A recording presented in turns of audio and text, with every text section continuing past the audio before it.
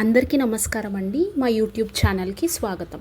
ఇవాళ మనం మన యూట్యూబ్ ఛానల్లో కడప జిల్లాలోని ప్రముఖమైన దేవాలయాలలో ఒకటైన బ్రహ్మంగారి మఠాన్ని సందర్శించబోతున్నాము. పదండి వెళ్ళి చూద్దాం. మీరు చూస్తున్నదే బ్రహ్మంగారి మఠం. ఇక్కడ మనము స్టేయింగ్ ఎలా చేయాలి, ఎక్కడ ఉండాలి, ఇవన్నీ నేను చూపిస్తాను. ఇప్పుడు మీకు చూపిస్తున్న ఏరియా కార్ పార్కింగ్ ఏరియా అనమాట. మీరు కార్లో వస్తే ఈ ఏరియాలో కార్ పార్కింగ్ చేసుకోవచ్చు. మేము వెళ్ళిన రోజు వెళ్ళేసరికి సాయంత్రం అయిందండి. బాగా వర్షం పడుతుంది. దేవాలయంలో భజన కార్యక్రమం నిర్వహించారు. అక్కడ మేము కూర్చొని ఉన్నామన్నమాట. అక్కడ మీరు దూరంగా రేకుల్లాగా ఉన్నాయి కదా, అక్కడ నిద్ర చేస్తారు భక్తులు ఎవరైతే వస్తారో వాళ్ళు. కొందరు రూమ్స్ తీసుకొని నిద్ర చేస్తారు. చాలా పెద్ద వర్షం పడింది, కరెంట్ కూడా పోయింది. తర్వాత జనరేటర్ వేశారనమాట. భజన కార్యక్రమం కొనసాగించారు. అయితే భక్తులకి బాగా ఇబ్బంది అయింది వర్షం రావడం వల్ల. కొంచెం సేపు ఈ భజన కార్యక్రమాన్ని మేము విని పాల్గొని తర్వాత వర్షం తగ్గాక మా డార్మెంటరీ రూమ్స్కి వెళ్ళాము. అవన్నీ నేను మీకు చూపిస్తాను. ముందు ఈ భజన అని కొంచెం సేపు మీరు కూడా వినండి.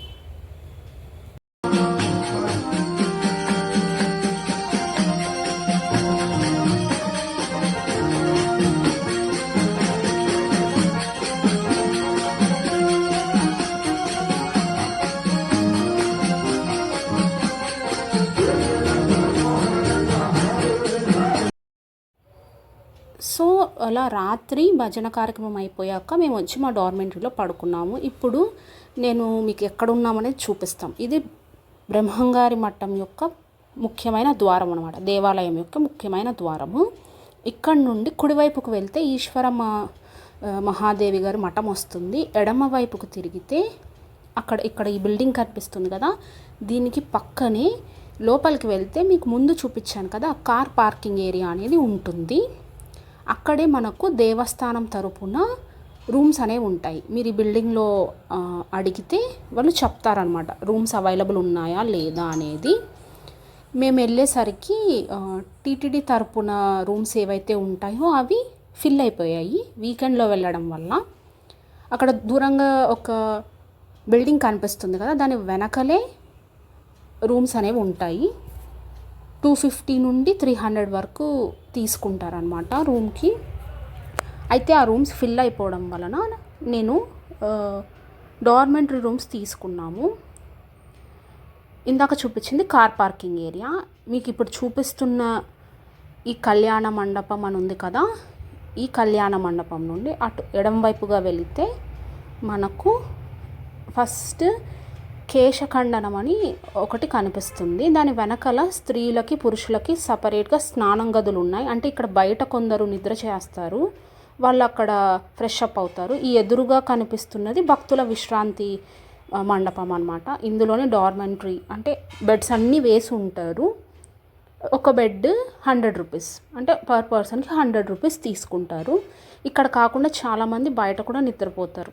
ఇదండి, ఇక్కడ ఇలా ఉంటుంది. లోపల స్త్రీలకి పురుషులకి సపరేట్గా స్నానం గదులు కూడా ఉన్నాయి. బయట నిద్రపోయిన వాళ్ళు బయట ఫ్రెష్ అప్ అవ్వడానికి కూడా స్నానం గదులు అనేవి ఉన్నాయన్నమాట. సో మేము ఇక్కడ బెడ్స్ తీసుకొని ఫ్రెష్ అప్ అయ్యి తర్వాత దేవాలయంలోకి వెళ్ళడం జరిగింది. ముందుగా మీకు చెప్పినట్లు రాత్రి భజన కార్యక్రమంలో కొంచెం సేపు కూర్చొని మరుసటి రోజు ఉదయం ఫ్రెష్ అప్ అయ్యి అంటే నిద్ర చేశాము. దేవాలయం లోపల చేయలేదు, ఎందుకంటే వర్షం పడింది. సో ఎవ్వరూ చేయలేకపోయారు. డార్మెంటరీ రూమ్స్లోనే నిద్ర చేసి మరుసటి రోజు ఫ్రెష్ అప్ అయ్యి దేవాలయానికి వచ్చామన్నమాట. ఇక్కడ ఏంటంటే పర్ పర్సన్కి 20 రూపాయలు టికెట్ తీసుకుంటారు. మేము వెళ్ళినప్పుడైతే 20 రూపాయలు పర్ పర్సన్ దర్శనానికి టికెట్ తీసుకున్నారు. లోపలికి ఇక్కడ వరకే కెమెరా అలో, తర్వాత నుండి కెమెరా అలో లేదు, వెళ్ళకూడదు తీసుకొని. సో నేను ఇక్కడ వరకు ఆపేస్తున్నాను. మీరు టెంకాయ కూడా స్వామి దగ్గర కొట్టడానికి ఉండదు, పూలు పండ్లు అలాంటివి ఇవ్వచ్చు. కానీ టెంకాయ ఎగ్జిట్లో స్వామివారి పాదాలు ఉంటాయి, అక్కడ కొట్టచ్చు. అంతేకాకుండా పక్కనే శివాలయం కూడా ఉంది చిన్నది. ఇందాక చూపించింది గణపతి స్వామివారు ఎంట్రన్స్లో ఉంటారు. ఇది దూరం నుండి దేవాలయం చుట్టూ ఇలా ఉంటుంది. అయితే వర్షం పడడం కారణంగా బ్రహ్మం గారు ఎక్కడైతే నివసించారో ఆ ఇల్లుని చూపించట్లేదనమాట. ముందే వాళ్ళు ఒక నోటీస్ అంటించారు, ఈ వర్షాల కారణంగా మేము అక్కడికి ఎవరిని అలో చేయట్లేదు ఈరోజు రేపు అని. ఇది దేవాలయంలో ఉన్న బావి. మీరు అలా దూరంగా చూస్తున్నారు కదా, ఆ బిల్డింగ్ కూడా దేవస్థానం రిలేటెడ్ రూమ్స్ బిల్డింగ్ అనమాట. అక్కడ కూడా రూమ్స్ ఇస్తారు, మీరు అక్కడ కూడా అడిగి కనుక్కోవచ్చు మీరు వెళ్ళినప్పుడు ఉండడానికి. వీకెండ్స్లో మ్యాక్సిమం ఫిల్ అయిపోయి ఉంటాయని చెప్పారు. ఈ షట్టర్ ఏదైతే ఉందో, ఈ షట్టర్ దీని కింద కూడా చాలామంది నిద్రపోతారు. అండ్ ముందు మీకు చెప్పినట్టుగా దేవాలయం నుండి కుడివైపుగా వెళ్తే ఈశ్వరమ్మ దేవి గారి మఠం ఉంటుంది, అది కూడా మనం చూద్దాము. ఆవిడ బ్రహ్మంగారి కూతురు. సో ఆ మఠాన్ని కూడా మనము వెళ్ళి చూసేసి వద్దాము ఒకసారి. ఇదేనండి నేను మీకు చెప్పిన ఈశ్వరీ దేవి మఠము. ఇక్కడ కూడా మనకు టికెట్ 20 రూపీస్ మనిషికి. లోపలికి వెళ్దాం పదండి. లోపల చాలా విశాలంగా ఉంది. మనకు బ్రహ్మంగారి దేవాలయం ఎలా ఉందో ఈశ్వరీ దేవి దేవాలయం కూడా అలాగే ఉంది. ఇక్కడ కూడా ఒక బావి ఉంది. లోపల మనకు అమ్మవారు వారి సమాధి ఉంటుంది. బ్రహ్మంగారి ఆలయంలో కూడా అలాగే ఉంటుంది. చుట్టుపక్కల ప్రాంతం ఈ విధంగా ఉంది. ఇది ఈశ్వరీ మహాదేవి ఆలయం అన్నమాట. ఇక్కడ బ్రహ్మంగారి మఠం నుండి 1 కిలోమీటర్ దూరంలో మనకు కనుమ పోలేరమ్మ దేవాలయం ఉంది. దానికంటే కొంచెం ముందు మనకు కక్కయ్య స్వామి వారి మఠం వస్తుంది. కక్కయ్య స్వామి వారి మఠం తర్వాత అంటే మీరు మా బ్రహ్మంగారి మఠం నుండి వెళుతూ ఉంటే ఇలా వస్తుంది. మీరు అటువైపు నుండి వస్తే మాత్రం ముందు పోలేరమ్మ తల్లి దేవాలయమే వస్తుంది. ఈ దేవాలయం టైమింగ్స్ ఉదయం 6:30 నుండి మధ్యాహ్నం 1 గంట వరకు ఉంటాయి. మళ్ళీ మధ్యాహ్నం 3 గంటల నుండి రాత్రి 8 గంటల వరకు ఉంటాయి అన్నమాట. ఇక్కడ భక్తులు ఆషాఢ మాసం కావడంతో బోనాలు ఎత్తుకుంటూ ఉన్నారు. అలాగే అమ్మవారి ఊరేగింపు కూడా జరిగింది, దాన్ని మేము చూసామన్నమాట.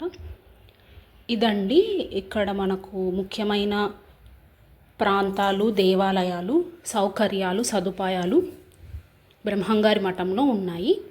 మీరు కూడా మీకు కుదిరినప్పుడు బ్రహ్మంగారి మఠాన్ని, పోలేరమ్మ తల్లి దేవాలయాన్ని, బ్రహ్మంగారి మఠం చుట్టూ ఉన్న మిగతా మఠాలని, ప్రాంతాలని దర్శించుకునే ప్రయత్నం చేయండి.